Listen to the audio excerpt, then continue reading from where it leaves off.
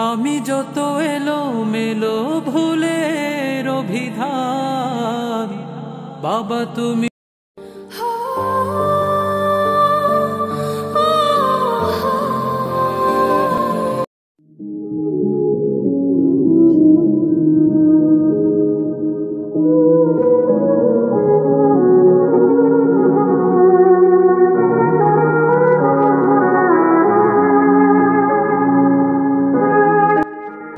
এবার আইসিইউ রুমে বাবার সাথে দেখা করলো সরফরাজ ও সানভি। হৃদয় বিদারক সেই দৃশ্য দেখে কাঁদছেন রুবায়েত ফাতেমা তনি। 3 মাস পার হয়ে গেল, সময় যেখানে ছিল যেন সেখানেই থমকে গিয়েছে। এখনো তনির স্বামী আগের মতোই আছেন, তার জ্ঞান ফেরেনি। আইসিইউ এর বেডে পড়ে আছেন রুবায়েত ফাতেমার তনির স্বামী সাদাত রহমান। স্বামীকে সুস্থ করতে এখনো লড়ে যাচ্ছেন তনি।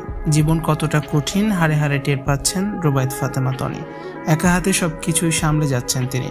ব্যবসা ঠিক রাখছেন, আবার স্বামীরও খেয়াল রাখছেন।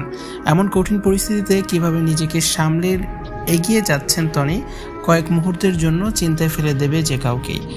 ব্যবসা সচল রাখতে স্বামীকে ব্যাংকক রেখে কিছুদিন পরপরই দেশে ফিরতে হয় তনিকে।